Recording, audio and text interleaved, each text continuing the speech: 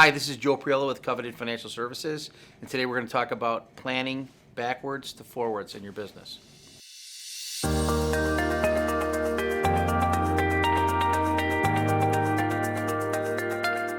So, Joe, I hear you talk about working backwards to forwards, and I find myself just working backwards sometimes and going in the wrong direction. And, Right.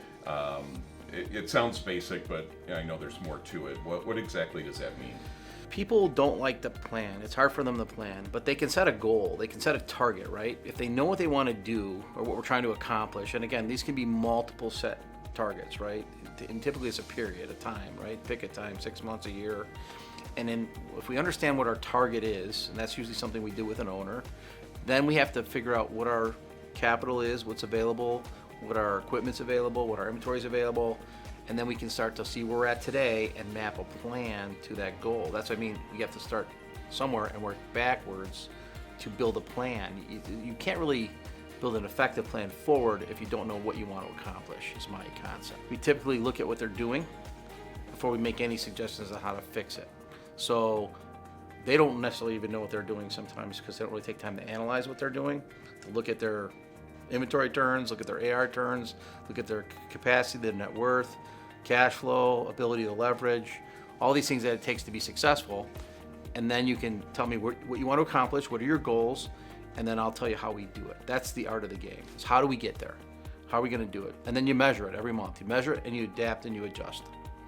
It sounds like maybe some of the biggest challenges are getting people to take a realistic look at where they're headed and accept that the roadmap that they're looking at on day one is going to change, and helping them guide through that. And what is their capacity? Like their financial capacity, their human capacity, what's their capacity, and what are they trying to accomplish?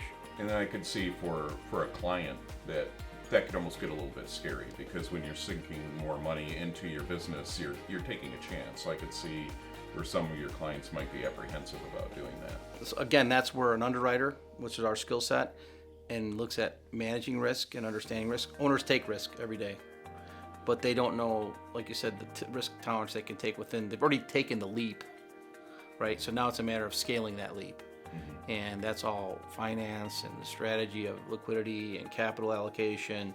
That's the art of the game. That's like painting the picture. That's like editing the film, right? That's what makes it come out nice at the end.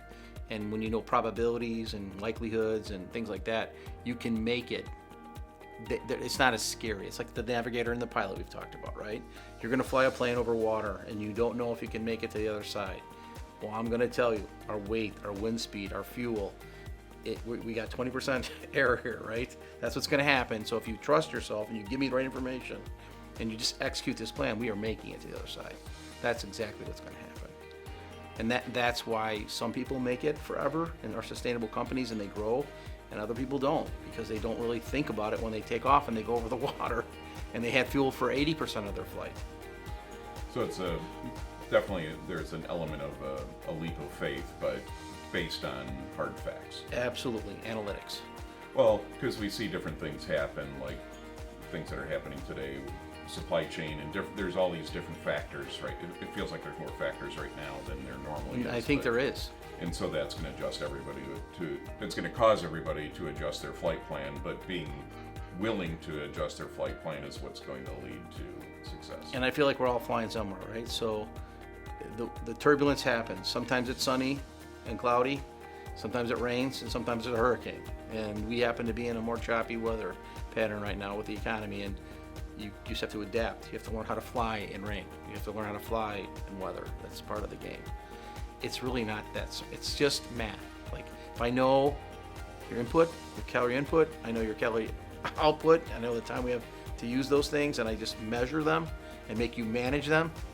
We accurately track them. There's 100% certainty that we can make improvement on those outputs. And you think it's me that's doing it. It's absolutely not me. It's you doing it. It's me helping you measure it, calculate it, adjust, and execute.